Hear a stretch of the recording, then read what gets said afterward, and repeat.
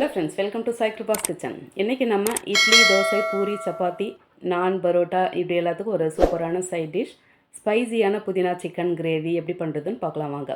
இந்த chicken gravy பண்ணுறதுக்கு நான் இன்றைக்கி 1 கிலோ சிக்கன் எடுத்து க்ளீன் பண்ணியிருக்கேன். அதில் 1/2 ஸ்பூன் இஞ்சி பூண்டு பேஸ்ட்டு, 1 ஸ்பூன் தனி மிளகாய் தூள், 1/4 ஸ்பூன் மஞ்சள் தூள், 1/4 spoon garam masala, 2 table spoon தயிர் சேர்த்து, கூடவே 1/4 ஸ்பூன் உப்பும் சேர்த்துட்டு, அரை முடி எலுமிச்சை பழத்தை பிழிஞ்சு விட்டு இதை நல்லா கலந்து மிக்ஸ் பண்ணி ஒரு 30 நிமிஷம் அப்படியே ஊற வச்சுருவோம்.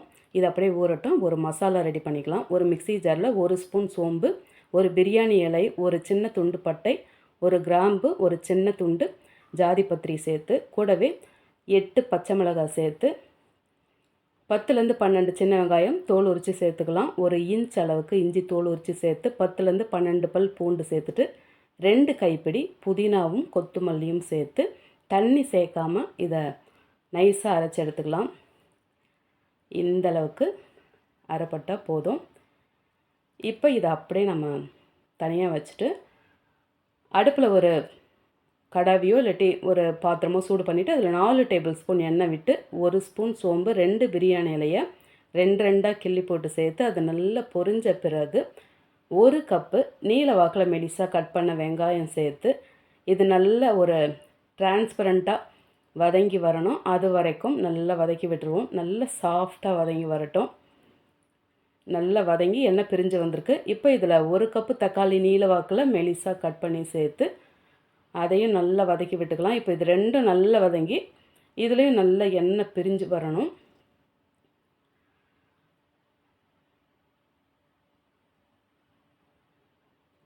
இப்போ நல்ல எண்ணெய் பிரிஞ்சு வருது. இதில் நம்ம இப்போ அரைச்சி வச்சுருக்க இந்த க்ரீன் பேஸ்ட்டை சேர்த்து நல்ல இந்த வெங்காயம் தக்காளியோட நல்லா பரட்டி விட்டுக்கலாம். இப்போ இதுவும் நல்லா வதங்கி இந்த பாருங்கள் எண்ணெய் நல்லாவே பிரிஞ்சு வருது. இப்போ ஒரு முறை நல்லா மசிச்சு கலந்து விட்டு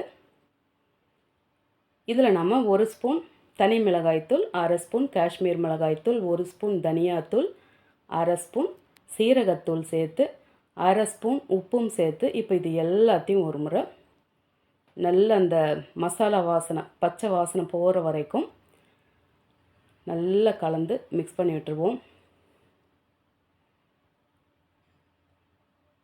இப்போ இதில் நாம் ஊற வச்சுருக்க அந்த சிக்கனையும் சேர்த்து அந்த மசாலா நல்லா அந்த சிக்கனோட நல்லா கோட்டாகி வரணும். அது வரைக்கும் நல்லா பரட்டி விட்டுருவோம்.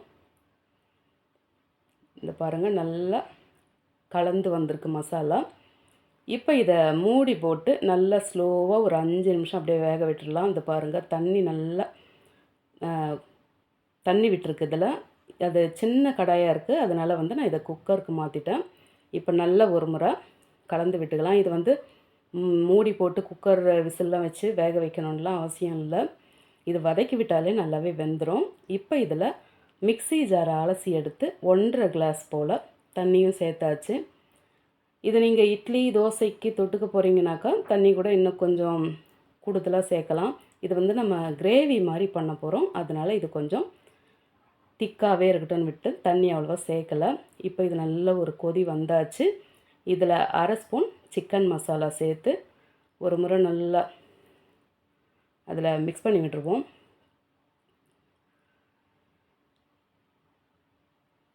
இப்போ இது கூட நல்லா பொடியாக கட் பண்ணி வச்சுருக்க கொத்தமல்லி கருவேப்பிலை எல்லாத்தையும் சேர்த்தாச்சு. 1/4 கப்பு தேங்காய் பாலையும் சேர்த்து இது ஃப்ரிட்ஜில் வச்சதால் தேங்காய் பால் அப்படியே ஃப்ரீஸ் ஆன மாதிரி ஆயிடுச்சு.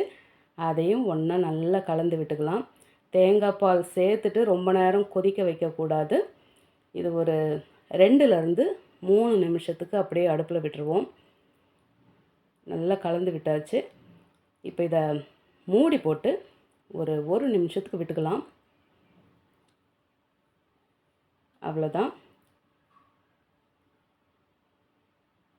நல்லா கொதித்து வந்திருக்கு. இப்போ நம்ம ஸ்டவ் ஆஃப் பண்ணிடலாம்.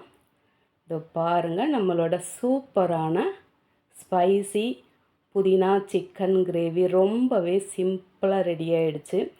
நல்ல வாசனையாக நல்ல டேஸ்ட்டாக இருந்தது. இது சாதத்துக்கு ரொம்பவே சூப்பராக இருக்கும். அதை விட இட்லி தோசைக்கு அருமை. இன்னும் இந்த பரோட்டா சப்பாத்தி நான் இந்த ரொட்டீஸ்கெல்லாம் அருமையோ அருமை. நீங்களும் இந்த சூப்பரான ஸ்பைசி புதினா சிக்கன் கிரேவியை செய்து சாப்பிட்டு எப்படி இருந்ததுன்னு மறக்காமல் கமெண்ட்டில் சொல்லுங்கள். ரெசிபி பிடிச்சிருந்தால் லைக் பண்ணிவிட்டு அப்படியே நம்ம சேனலையும் சப்ஸ்கிரைப் பண்ணி பக்கத்தில் பெல் ஐக்கான் அழுத்தி அதில் ஆலையும் டிக் பண்ணிக்கோங்க. தேங்க்ஸ் ஃபார் வாட்சிங்.